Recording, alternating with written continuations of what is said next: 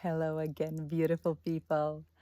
I'm coming to you now from my dad's backyard. I'm here on this easy swing, just enjoying the sunshine in southeastern Serbia. And I thought it would be a good day to do another episode. So, to continue, I took a sheet of paper and I drew myself in the middle of the shade and thought about what different branches, different modalities of medicine can do for me, and then also what I can do for myself. So this is not the original. The original sheet is in Sydney, but this is a little replica I made here. So I drew myself in the middle. On one end, it was the Eastern medicine. On the other end, the Western medicine.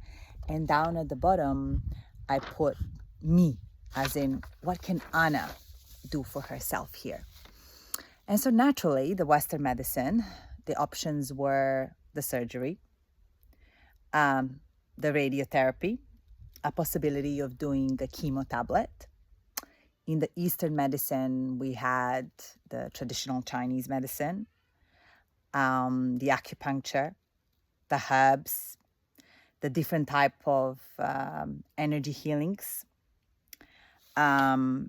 yoga, meditation, any kind of a remedial type of massage that can strengthen my body. And under Anna, I put a lifestyle change, a change in general, but then the lifestyle change, as in changing diet, changing my habits, changing my energy levels, emotion management. I was sick of these fear, anxiety, rage, anger, blame, resentment type of feelings. I needed more love in my life because love heals all. Side comment. One thing I've learned through my journey was the only organ in our body that can never get cancer is heart. How profound is that when you know that love comes from the heart? I also thought to myself, I need to walk more. What happened with my walking? I always used to walk everywhere. And I need to laugh more. Simply put, I felt like I've lost myself and I needed to find myself. I needed to find my heart. I needed to follow my intuition. And I needed to become whole again. The illness has broken me for a reason.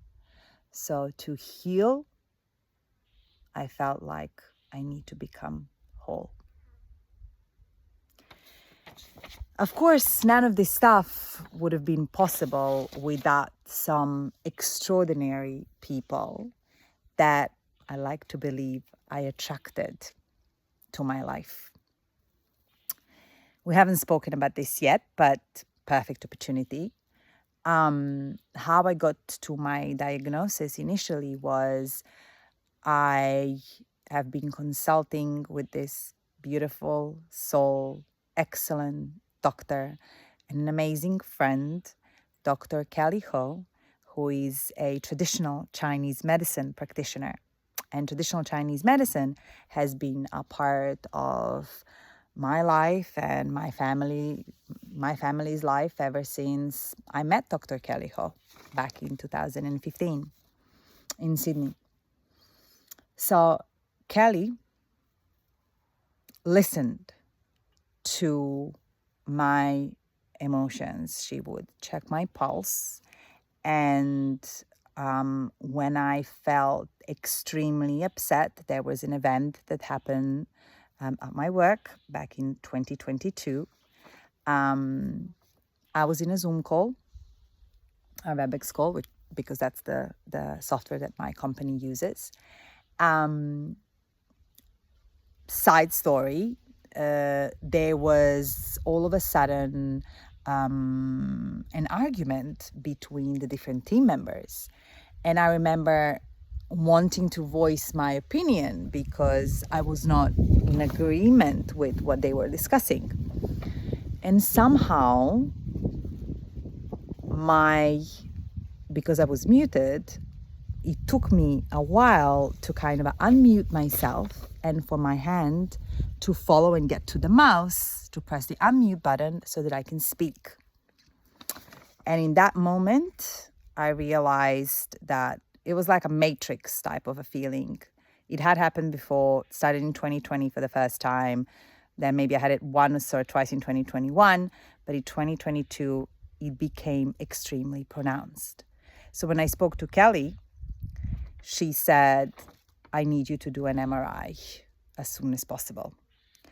And that is how I found out that there is actually something on the left-hand side of my frontal lobe of my brain.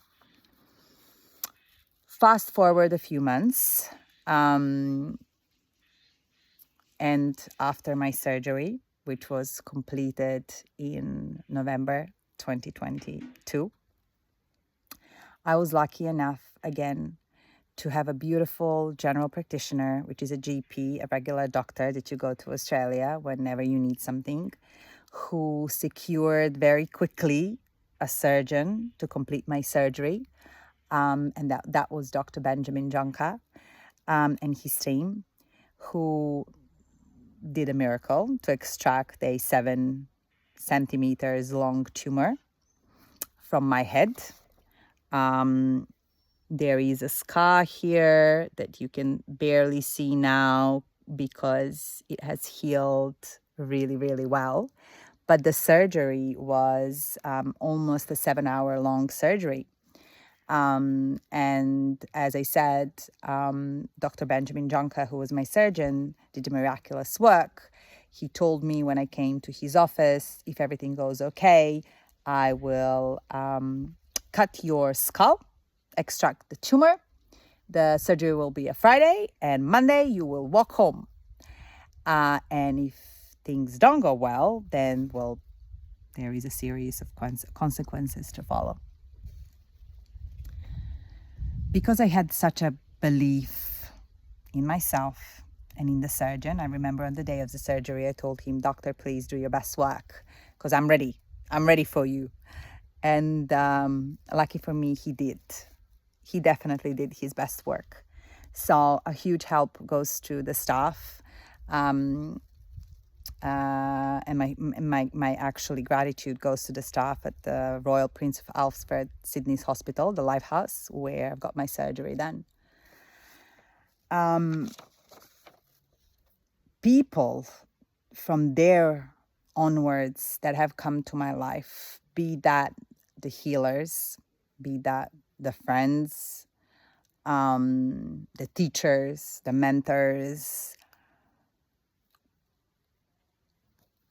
I can only describe as a pure attraction by me and sent from the God, the universe, the source, whichever way you think about it. My good friend, a very good friend, a soul friend, and a brilliant astrologist, Lydia, recommended long time ago that I start reading to Sergey Lazarev and his books, Diagnostics of Karma, thinking that somewhere there I might find some of the answers to my illness. So that was my first read. After Lazarev, my beautiful friend Maya, who knew what was happening, sent me a book by Dr. Bruce Lipton, Biology of Belief. And that really resonated with me. And I connected with that book on so many levels. I started believing that my cells can be healed by thought alone. After Bruce Lipton, Lydia also suggested that I do some Theta Healing. And Theta Healing is a type of energy healings where your brain goes to theta states, and the healer who performs it can quickly connect with you, and you can go back to the emotional states of you as a child, where some of these big, low vibrating emotions have taken root and instill certain programs in us, in determine the way in which we function and perceive our reality and our life and ourselves. So this is the moment where I get to meet my second sent, universe, God, source sent, soul person, and that is my mentor and a powerful woman, Dragana Jovanovic. Dragana was my Theta Healing therapist, and we did a number of Theta Healing sessions throughout the course of my therapy. Because at the same time that I was working with Dragana, I decided to do a course of radiotherapy as well. So then Dragana introduced Dr. Gabor Mate and his teachings. She was taking elements of it in her own work for Theta Healing. And I fell in love with Dr. Gabor, his story, his books, Healing, The Myth of Normal, and Healing in Toxic Cultures. And obviously, When the Body Says No. I listened to many lectures that Dr. Gabor Mate held and found many courses that were actually interesting to me personally on my own journey. But it also provided some light into the different states and emotional states that I was feeling, and how they've actually created illness in my world, in the world that I was living, in this realm, in this space and time. After Gabor, I started looking for different types of energy healings. And I found Reiki as an option. So I was busy looking where I can find a good Reiki master in Sydney. And again, the universe and the God have provided. My husband's auntie gifted me my birthday gift. This was my 38th birthday. She gave me a Reiki treatment, and she wanted me to pick the person, not knowing that a few days before that, I've been scrolling around the internet, and I couldn't decide between these two ladies that were locally in my area. One of them was young, and I got attracted to her story, and the other was very experienced. And I remember saying to myself, you know what? The universe, the source, the God will show you the way. And so Tita Marlene, my husband's auntie, gave me this gift, and she also printed out her pick or her recommendation for a therapist.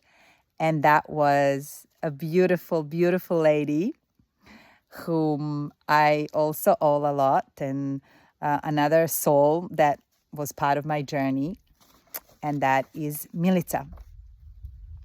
Milica was based in Cronulla, very close to where I lived in Sydney, and we connected from the moment we met each other. We had a first conversation over the phone. I explained her my situation, how I was feeling, and we just hit it off from there. And there it was like a dynamo chain, you know. I needed a good masseuse. Milica suggested, again, amazing Remedial masseuse, very close to the area where I was living, with whom she was working previously. This person is very in tune with her energy and the way that she kind of guides her massages. And that's beautiful Amanda Krivograd that owns a nature nurture clinic.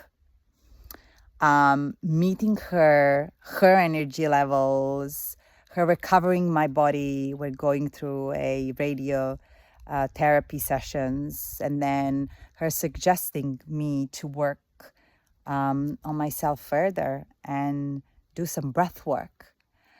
Then lead me to discovering this whole other world of, healing, and actually a modality that is so underestimated, but so important. Breath connects us to everything in our life. And so many things can be managed just through breathing properly. So I met the breath specialist that Amanda recommended and did some sessions, and then discovered this beautiful app, again, a recommendation from Amanda, where she recommended a meditation, which was a breathwork meditation, healing of your nervous system. And that was so powerful for me. I would wake up in the morning every day and I would start doing meditations. The first things which I did were the moon meditations shared by Lydia. There was this beautiful, again, soul on this planet. I hope she can really hear this video. Crystal Hyman, psychic soul, founder and leader.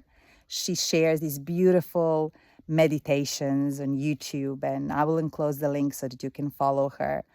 And her meditations and then her chakra cleansing meditations were just out of this world. And I connected with them deeply and started practicing them. The meditation that I did, the cleansing or clearing of the nervous system, was by a Body Samuel, who is this beautiful soul, and he shares his meditations and his courses in this Insight app, which is free to download, and it's got a lot of meditations that you can do. And I remember the last day of my radiation, the 17th of February, when I was sitting by our little area in Port Hacking. It's called the Port Hacking Reserve in Sydney, next to the water, and doing his meditation and really connecting with everything around me, not just inside of me, but outside of me, connecting with the universe, with the life. There is a part in this beautiful meditation where body leads you through it and says, you connect with an animal in you and the animal empire. And at that point of time, I was thinking through the next stage in my healing. And as he mentioned those words, a thought came into my mind, and all of a sudden I could hear this commotion in the water. And I was thinking that's probably a dog, because there's so many doggies in the morning in around the area swimming by. And then I looked up and I saw a beautiful seal. And that kind of profoundly touched me. And it was that day, in that moment, my last session of radiotherapy was about to unfold, that I've decided that I'm going to follow my intuition and not do the suggested chemo tablet therapy. More to come. Love and light always.